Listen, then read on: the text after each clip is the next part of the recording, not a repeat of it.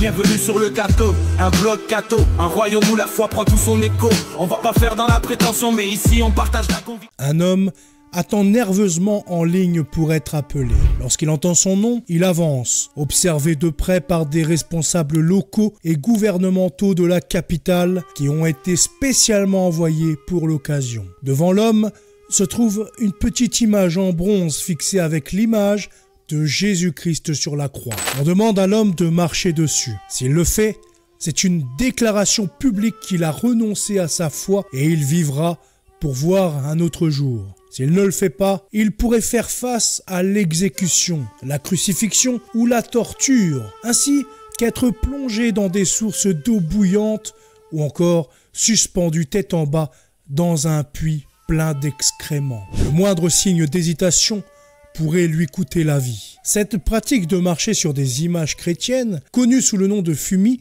était répandue dans la ville de Nagasaki au XVIIe siècle, la Rome du Japon.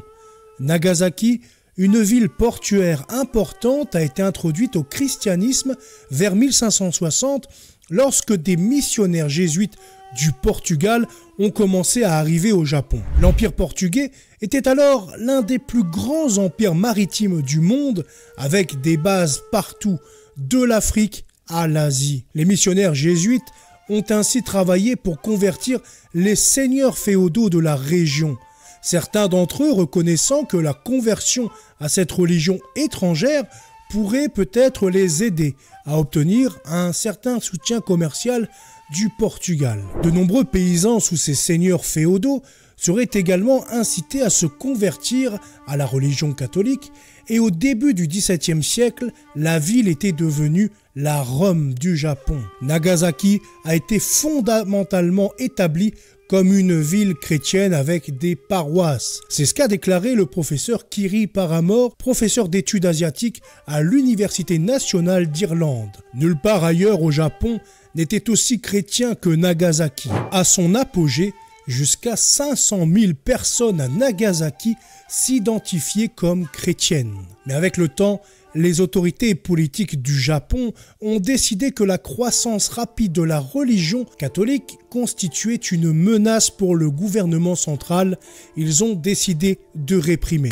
Ils cherchaient à se débarrasser du christianisme, mais ils cherchaient aussi à éliminer les étrangers en tant que menace politique pour la sécurité de l'État. Donc, les deux choses étaient liées, a encore déclaré M. Paramore. Dans la seconde moitié du XVIe siècle, 26 missionnaires à Nagasaki furent exécutés par crucifixion, signalant ainsi le début d'une très longue période de persécution contre les chrétiens. En 1614, une interdiction stricte du christianisme à l'échelle nationale a été émise.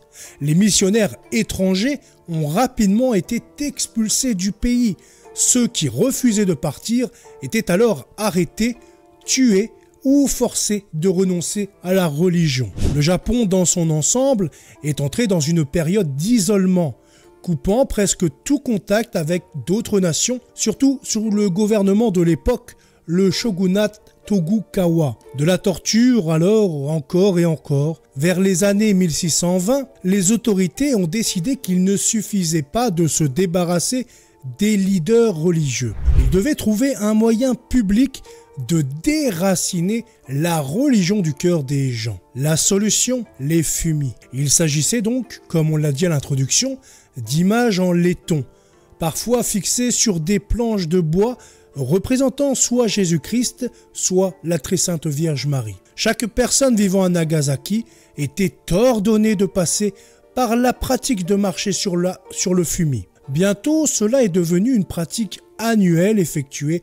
au début de chaque année. C'était une obligation, les gens ordinaires, les samouraïs, les moines bouddhistes, même les malades ne pouvaient le manquer. Ils apportaient la planche en bois à leur maison. Chaque personne du pays devait faire cela, a déclaré Martin Ramos, professeur d'études japonaises à l'école française d'Extrême-Orient. C'était assez bien pensé car à l'époque, les chrétiens comptaient beaucoup sur les images. Les gens priaient devant une image. Marie, Jésus, beaucoup pensaient que Dieu était en partie à l'intérieur de l'image. C'était un lien avec le divin.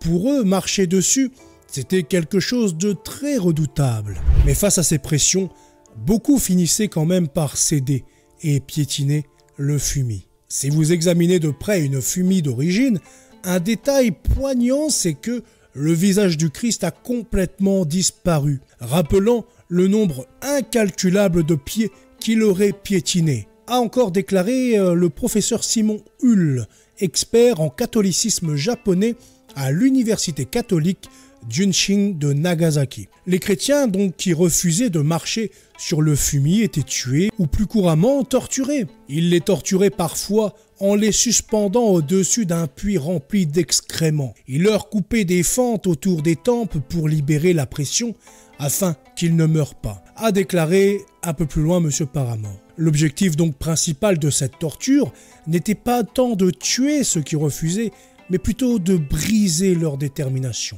Il y avait parfois même un médecin présent, de sorte que, lorsqu'un chrétien torturé semblait susceptible de mourir, il serait soigné avant d'être torturé à nouveau, a déclaré M. Hull. Environ 2000 personnes seraient ainsi finalement mortes en martyrs, refusant de renoncer à la foi catholique. D'autres faisaient semblant de renoncer à la foi, mais continuaient quand même à être des chrétiens dans le plus grand des secrets. Ils rentraient chez eux, demandant à Dieu de leur pardonner, a déclaré M. Hull en continuant. Dans une communauté, ils brûlaient même les sandales qu'ils avaient portées, mélangeant les cendres avec de l'eau avant de les boire comme expression de leur profonde pénitence. Ils finirent par être connus sous le nom de Kakure Kirishitan, ou chrétiens cachés. Ces gens pratiquaient toujours secrètement des choses comme le baptême. Ils donnaient à leurs enfants des noms chrétiens portugais secrets comme Paulo, Mario et Isabella. Ils célébraient la nativité, Pâques, a déclaré M. Ramos. Ils incorporaient également des éléments japonais dans leur pratique pour échapper à l'identification en tant que chrétiens. Par exemple, si vous pensez à la communion au pain et au vin, ils pouvaient utiliser du riz à la place du pain, a déclaré Mark Mullins, professeur d'études japonaises à l'université d'Auckland. Des dieux japonais comme la divinité Kannon étaient également utilisés pour représenter secrètement la Vierge Marie. Pendant plus de 200 ans, ils n'ont eu aucun contact avec les missionnaires étrangers. C'est devenu une religion très locale, quelque chose transmis à la génération suivante, a déclaré encore M. Ramos. À la fin du 19e siècle, le Japon décida enfin de rouvrir ses frontières. En 1858, la pratique du fumier fut abolie à Nagasaki. En 1873, l'interdiction prolongée du christianisme au Japon fut enfin levée, plus de 2 siècles après sa mise en place. Quand le Japon a réouvert ses frontières, environ 20 000 chrétiens sont réapparus et sont sortis de la clandestinité, a déclaré M. Mullins. Dans ce sens, les politiques du fumier étaient très efficaces. Vous étiez passé d'environ 500 000 à 20 000 chrétiens.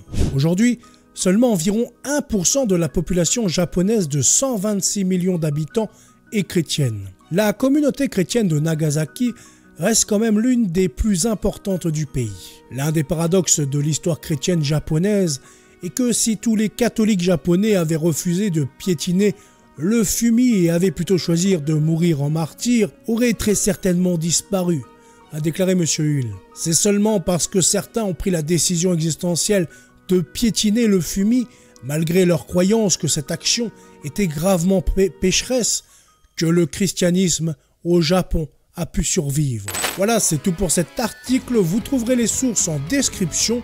Je vous souhaite une très bonne journée et à bientôt. Salut! N'oubliez pas également de vous abonner et de liker cette vidéo. Je suis sur la route de la foi, toujours en prière. Dans ce monde fou, Dieu est mon repère.